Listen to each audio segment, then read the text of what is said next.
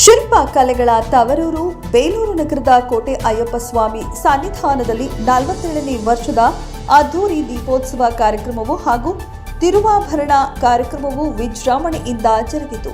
ಇನ್ನು ದೀಪೋತ್ಸವದ ವಿಶೇಷವಾಗಿ ಶ್ರೀ ಅಯ್ಯಪ್ಪ ಸ್ವಾಮಿಯನ್ನ ವಿದ್ಯುತ್ ದೀಪಗಳಿಂದ ಪುಷ್ಪಾಲಂಕಾರಗಳಿಂದ ಸಿದ್ಧಗೊಳಿಸಿದ ಭವ್ಯ ಮಂಟಪದಲ್ಲಿ ಪ್ರತಿಷ್ಠಾಪಿಸಿ ನಗರದ ಪ್ರಮುಖ ರಸ್ತೆಗಳಲ್ಲಿ ಭವ್ಯ ಮೆರವಣಿಗೆ ನಡೆಸಲಾಯಿತು. ನಡೆದ ಅದ್ದೂರಿ ಮೆರವಣಿಗೆಯಲ್ಲಿ ಕೇರಳದ ಹೆಸರಾಂತ ಚಂಡೆ ಮೇಳ ಮಂಗಳವಾದ್ಯಗಳು ಮೊಳಗಿದರೆ ನೂರಾರು ಮಾಲಾಧಾರಿಗಳು ಭಜನೆ ಮಾಡುತ್ತಾ ಶ್ರದ್ಧಾ ಭಕ್ತಿಯಿಂದ ಭಾಗವಹಿಸಿ ನಗರದಾದ್ಯಂತ ಭಕ್ತಿಮಯ ವಾತಾವರಣ ನಿರ್ಮಾಣಕ್ಕೆ ಕಾರಣೀಭೂತರಾದರು.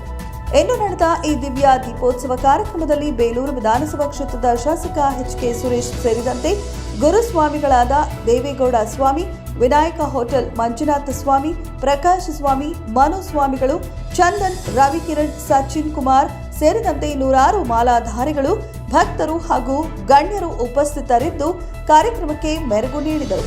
ಜೊತೆಗೆ 8ನೇ ವರ್ಷದ ವಾರ್ಷಿಕ ಪೂಜೆ ಅಂಗವಾಗಿ ದೇಗುಲದಲ್ಲಿ ಶ್ರದ್ಧಾ ಭಕ್ತಿಯಿಂದ ತಿರುವಾಭರಣ ಉತ್ಸವವನ್ನ ವಿಜೃಂಭಣೆಯಿಂದ ನಡೆಸಲಾಯಿತು. ಈ ಹಿನ್ನೆಲೆಯಲ್ಲಿ ಶ್ರೀ ಶಾಸನಿಗೆ ಅರ್ಪಿಸಲಾದ ತಿರುವಾಭರಣವನ್ನ ಪಟ್ಟಣದ ಶ್ರೀ ಚೆನ್ನಕೇಶ್ವರ ಸ್ವಾಮಿ ದೇವಾಲಯದಿಂದ ವಿಶೇಷ ಪೂಜೆಯೊಂದಿಗೆ ಹೊರತಂದು ವಿವಿಧ ಕಲಾ ತಂಡಗಳೊಂದಿಗೆ ಭಕ್ತಿ ಭಾವಪೂರ್ವ ಮೆರವಣಿಗೆಯಲ್ಲಿ ಅಯ್ಯಪ್ಪ ಸ್ವಾಮಿ ದೇಗುಲಕ್ಕೆ ತರಲಾಯಿತು. ನಂತರ ಯಗಚಿ ದಡದಲ್ಲಿರುವ ಅಯ್ಯಪ್ಪ ಸ್ವಾಮಿ ದೇಗುಲದಲ್ಲಿ ತಿರುವಾಭರಣವನ್ನ ಪ್ರತಿಷ್ಠಾಪಿಸಿ ವಿಶೇಷ ಅಭಿಷೇಕ, ಅಲಂಕಾರ ಹಾಗೂ ಮಹಾಪೂಜೆ ನೆರವೇರಿಸಲಾಯಿತು. ಕಾರ್ಯಕ್ರಮದ ಅಂತ್ಯದಲ್ಲಿ ಪ್ರಸಾದ ವಿನಿಯೋಗ ನಡೆಯಿತು. 8ನೇ ವರ್ಷದ ವಾರ್ಷಿಕ ಪೂಜೆ ಹಾಗೂ ತಿರುವಾಭರಣ ಉತ್ಸವವು ಶಾಂತಿ, ಭಕ್ತಿ ಮತ್ತು ಸೌಹಾರ್ದತೆಯ ವಾತಾವರಣದಲ್ಲಿ ಯಶಸ್ವಿಯಾಗಿ ನೆರವೇರಿತು.